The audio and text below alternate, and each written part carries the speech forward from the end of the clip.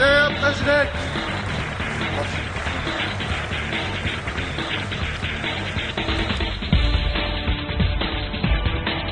Monsieur le Président Nicolas Sarkozy, bienvenue au Parlement européen.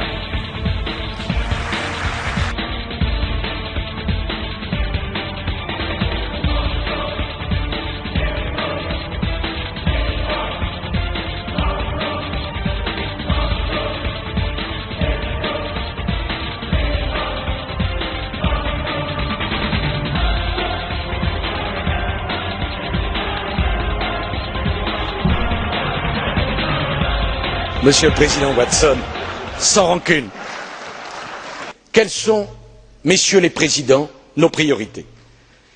La première, c'est de montrer aux Européens que l'Europe peut les protéger. Et je voudrais dire un mot de ce vocabulaire, la protection. Mais depuis la plus haute antiquité, si les hommes se sont dotés d'une puissance publique, c'est parce que cette puissance publique se devait de les protéger.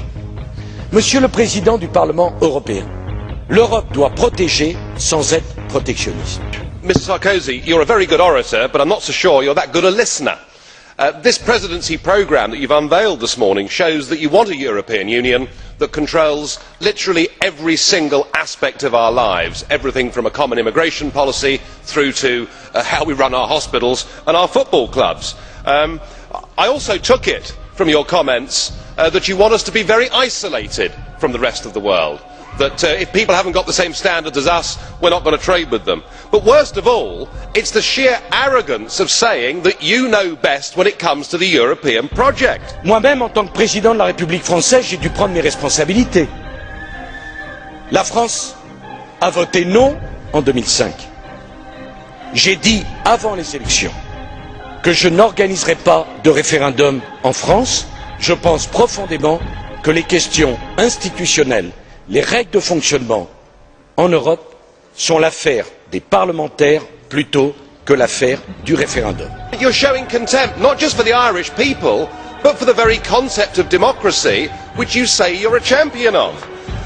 You said the Polish President must keep his word, that he must ratify the treaty because that was his agreement. Well, the Irish people have spoken. Will you respect the Irish vote? Will you keep your side of that bargain which says this treaty is dead?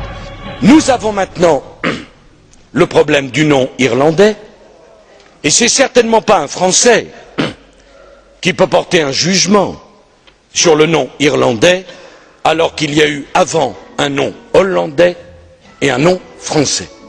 J'irai donc le 21 juillet pour mon premier déplacement en tant que président du Conseil en Irlande pour écouter, pour dialoguer, pour essayer de trouver des solutions, et la présidence française proposera une méthode et, je l'espère, une solution en accord avec le gouvernement irlandais, soit au mois d'octobre, soit au mois de décembre.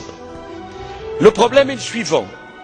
Il nous faut à la fois ne pas brusquer nos amis irlandais et en même temps savoir dans quelles conditions, avec quel traité nous allons organiser les élections européennes de 2009. La base, ça sera soit Lisbonne, soit Nice. Il n'y aura pas de nouvelle conférence institutionnelle. Il n'y aura pas de nouveaux traités. C'est soit Lisbonne, soit Nice. J'ajoute, pour être parfaitement clair, c'est mon opinion. C'est pas pour ça que c'est la vérité. I don't think you get it, do you?